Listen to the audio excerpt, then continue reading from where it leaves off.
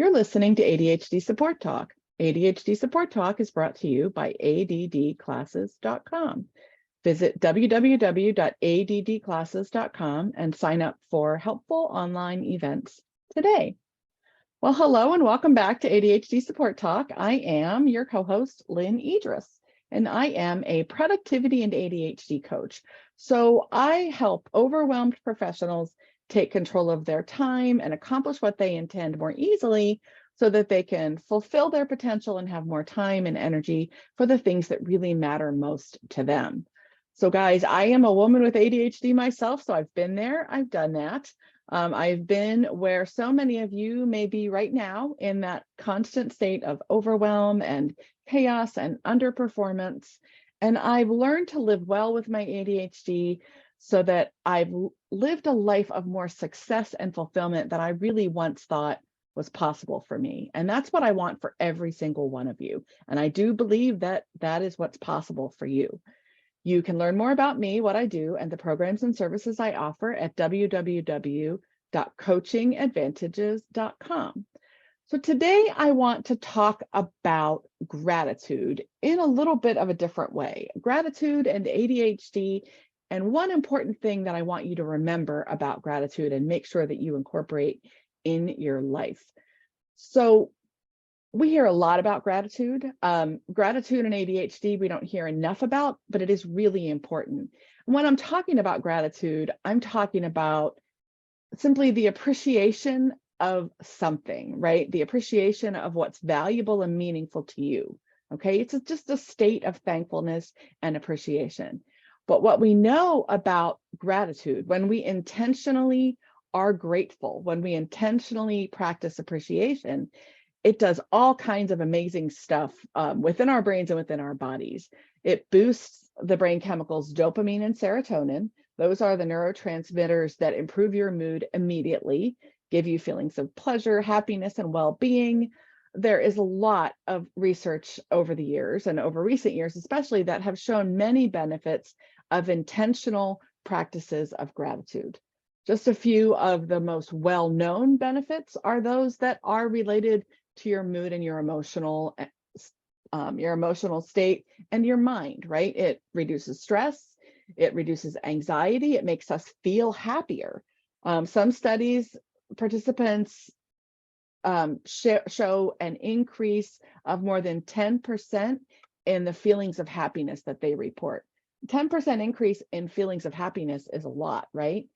And there are neurochemical changes that happen in our brains when we're feeling grateful. As I said, it increases the release of serotonin and dopamine, and it causes activation in multiple brain regions. So it lights up parts of the brain's reward pathways in different areas of the brain, right?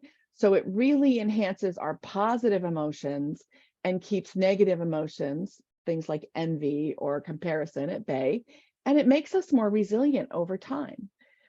Gratitude practices have been shown to increase self-esteem, to actually keep suicidal thoughts at bay, and reduce depressive symptoms, which is amazing. 2005, I think it was, and there have been others as well, study found a reduction in depressive symptoms by about 1/3. So about a 1/3 reduction in depressive symptoms by people who participated in the study, which could make it an excellent complement to whatever treatment someone is undergoing for depression and or anxiety, right? So talk to your healthcare provider. Research published in the last decade has shown that grateful people, or people who are characterized as having the trait of being grateful in general, which is something you can learn and cultivate, tend to have fewer health complaints, like physical health complaints, like headaches and digestion issues and respiratory infections and runny noses, even dizziness and sleep problems. It makes us more optimistic and increases giving, right? And it even carries over to have positive impacts on our personal lives. It can make us more effective managers and supervisors and team members. It can improve our decision-making and help employees feel really connected to their organizations and welcomed and valued when we show gratitude to the people that we work with. Studies have found that there are physiological changes that happen when we intentionally practice gratitude. There is a soothing of the nervous system, so to speak, slowing the heart rate, again, stimulating digestion and contributing to overall relaxation of the body and the nervous system itself.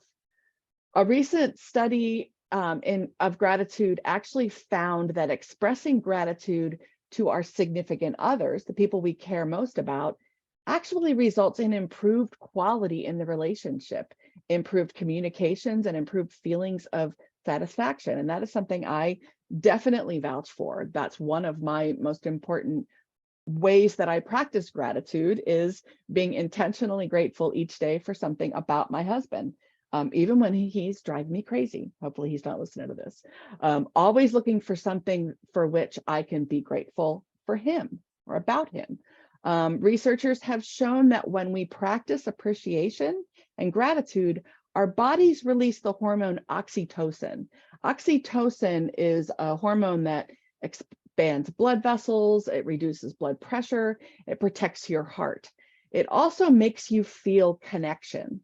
It deepens your feelings of connection to others, right? It's one of the hormones that's released when a newborn baby first bonds with her infant, or when I said that backwards, when a new mom bonds with her newborn infant, all right? So oxytocin really makes us feel connected. So it supports us in building relationships, closer and deeper connections, but also in building a network of relationships, family and friends. When we are grateful and we show up that way, other people feel it and they perceive it themselves, right?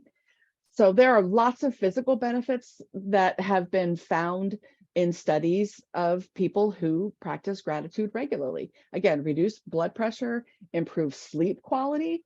People who are practicing gratitude on a regular basis tend to exercise more, which I find interesting, but also show reduced symptoms of physical pain. Again, lowering inflammation, lowering blood pressure, lowering or slowing the effects of neurodegeneration. Okay, so gratitude is indisputably something that can be really helpful to anybody, right?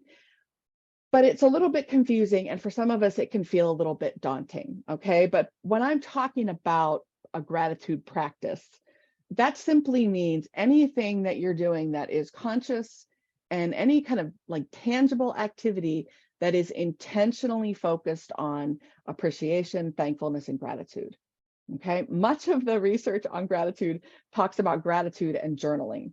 But there is no one way or no one right way to practice gratitude, with this one exception for those of us with ADHD, which I'll share in a little bit.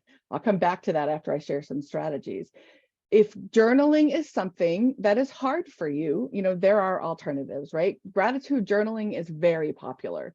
The simple act of writing down each day a few things for which you're grateful has shown to have, again, tremendous effects on your emotional well-being, your physical well-being, and your mental well-being, as well as, again, your relationships.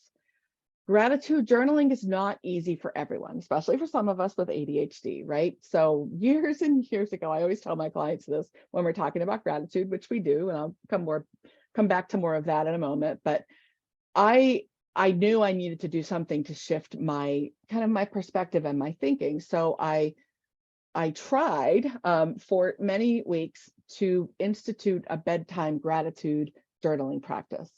And it really felt hard for me, but I really did give it a try. I kept a journal in my nightstand with a pen, and I had reminders for myself everywhere to remember to do my evening gratitude. And it still, after several weeks, kind of felt like more work than I expected it to.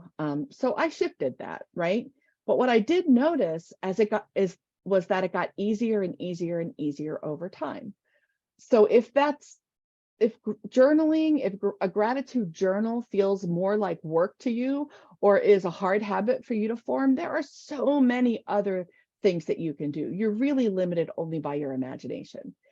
So what I do is I incorporate my intentional gratitude with, that's part of what I do as I fall asleep. So I say prayers and I pause, every time at that time of evening to think of the things for which I can be grateful. And again, including my husband and my kids and the people closest to me and the people that I care about. But also the stuff in my life as well, the things in my life for which I can be grateful, not just people, but sometimes, things like prosperity, having a roof over my head. And I think for me, that part is even more important when I'm going through a rough patch of some sort.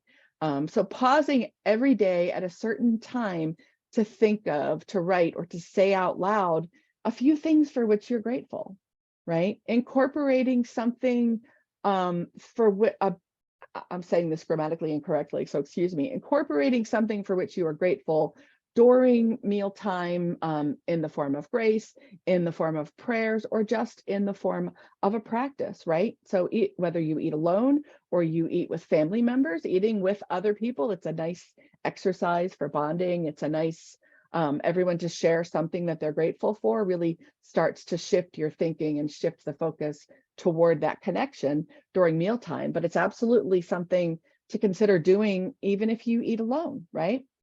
Noting 3 things for which you are grateful when you plan your day each day. Okay, that's an important thing that I work on with my clients and in my groups. You can take a gratitude walk every day. You can spend a couple of minutes walking and thinking about what you're grateful. You can make that part of what you do during a few minutes of your workouts, right? You can just make it something you do when you walk to get your mail, right? When you walk your dog, anytime, right? But connecting it to something that you're already doing can make it easier and make it more pleasant as well. Also, simple shifts in thinking can be huge, right? Simple shifts in thinking about, for example, the things you need to do as things that you get to do can make a big difference. So let me see if I can explain this. That didn't come out really clearly.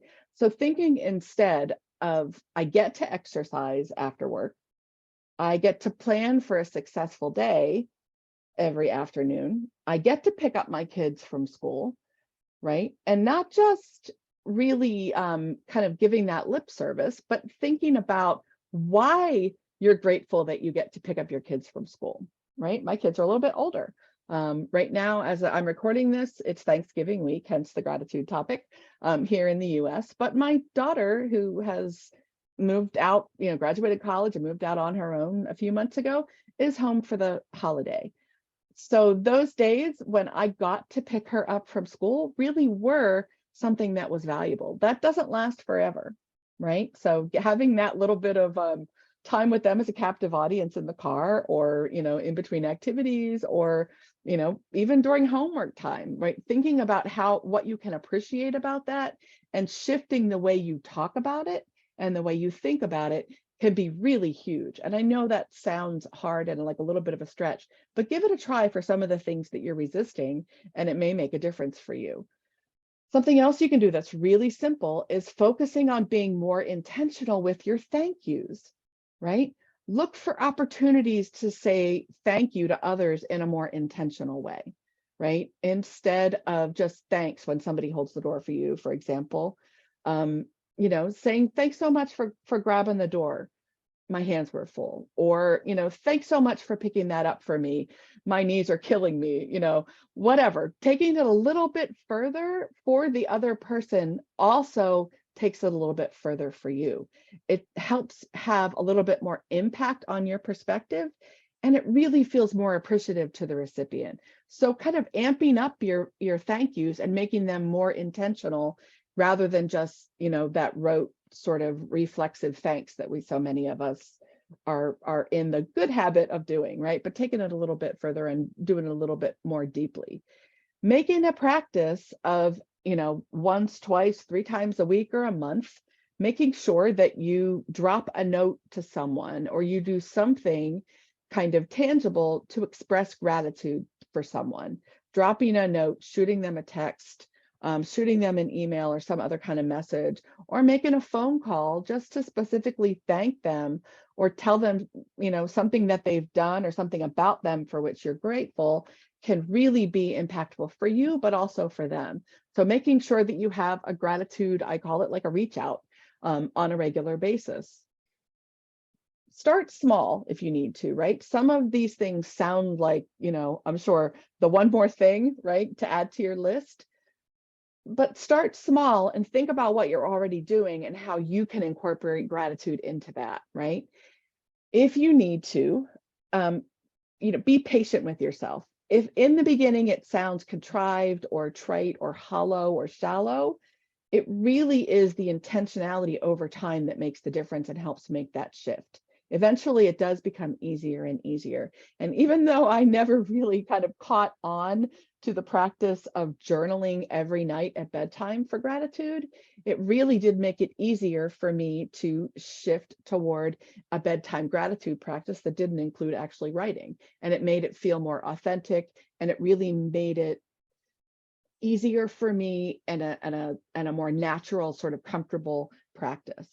You can make a game out of it, right? Make a challenge with yourself to track your gratitude, or make a challenge with yourself to express gratitude, every day or however often you want to do it. I can't overstate how helpful a simple thing like a sticker chart for tracking any kind of behavioral change can be. My clients will laugh hysterically when I suggest like a sticker chart, but you would not believe, how often they'll come back to me and they're like, damn, how can a smiley sticker or a star sticker on my calendar like make such a difference? But it really does, right? So you can put a sticker or a star or something on your calendar every time you intentionally focus on being grateful. You can put a brightly colored appointment block, like a special color, on your electronic calendar to show you that you've been grateful every time you intentionally practice being grateful, so that you can see, that you can see that kind of like at a glance. You can use habit tracking apps, or even use wipe off marker to draw a star or a smiley face or something on your mirror or on your window every time you practice being grateful. Those visual ways that we acknowledge or track something that we're doing, something that we're trying to change, can help us have more tangible proof that we're actually doing the thing, right? It can show us our progress. It can show us where we need to look at making things easier and better for ourselves. And it gives us a huge boost of those feel-good brain chemicals like dopamine and serotonin, which makes the activity become a reward that reinforces itself over time. Okay, but make sure that you are rewarding yourself, because this could be, depending on what you're trying to do, a habit that you need to make sure you're reinforcing with rewards and different kinds of reinforcements. And always, always, always ask yourself, this is one of the things we are really I'm a stickler on when I'm working with my clients. Always asking, how will you remember? Remembering to remember is a hallmark challenge of ADHD, right? It's something that we always need to keep in mind with everything we're trying to improve. So think about it in advance. What will you try to help you remember to practice gratitude? How will you know when you need to change up whatever it is that you're doing for that reminder, right? So think about it tactically in advance as well. It's really important and can be really helpful. As I said, there is one important, I'm using my quotey fingers that you can't see. Well, there's one important quote right thing that we need to make sure is part of our gratitude practice, any gratitude practice, when we have ADHD. It's really important that you turn some of your gratitude inward intentionally, okay? This is something that I teach my clients and in my groups regularly, okay? Many of us with ADHD have struggled for so long, and we tend to focus on what we call the gap, right? The gap between where we intend to be or where we want to be and where we are right now. And we're not really good at noticing when that gap is getting smaller, when we're making progress towards something. We're not really good at reinforcing and rewarding the things that take time to change, right? And we need to shift that. So what I call inward gratitude is making sure that you create the habit of reflecting on what you can be grateful about you every single day. So making sure that at least once every single day, you think about for what you can be grateful for you, okay? Or about you, something that went well, for example. In a practical way, right? There's a lot of important learning we can get when we look at what went well. So that's one important way that we learn how we work best and what our natural strengths are, so that we can apply them and build on them and use them where we're struggling. But it's also important to make sure you make an effort to consciously appreciate things about you that are tied to who you are, not just what you do or don't do. Okay, so when you are kind, when you are thoughtful, when you are supportive or helpful or generous or whatever, those things that are especially natural to you, make sure you take a moment to appreciate that about yourself. That if it made someone else feel good and it was part of who you are, something that you did or something about you that you can appreciate, you've got to make sure that we make that a conscious, intentional part of our lives on a daily basis. Appreciating your ingenuity when you solve a problem in a weird way. Appreciating your creativity when you come up with a different kind of solution for something. Appreciating your energy that you get when you're hyper focused on something and you can tackle it, like kind of lickety split or in a deeper way. Making sure that you appreciate those things about you, who you are, your characteristics, your traits, who you are deep down, in addition to the things that you do. So not just about what you do, but who you are, okay? Creating a gratitude practice that includes turning your gratitude inward every single day is a really important part of the shift we need to make to be able to see our progress. Give ourselves credit for effort so that we can sustain it and heal the pain that so many of us have of all those years of struggle and past failure that holds us back. Okay, so join us in the ADHD Support Talk Facebook group. Let us know what you do. Let us know your ideas, your thoughts, your questions about gratitude and inward gratitude, especially, and connect with us. We love to connect with our listeners, with our audience.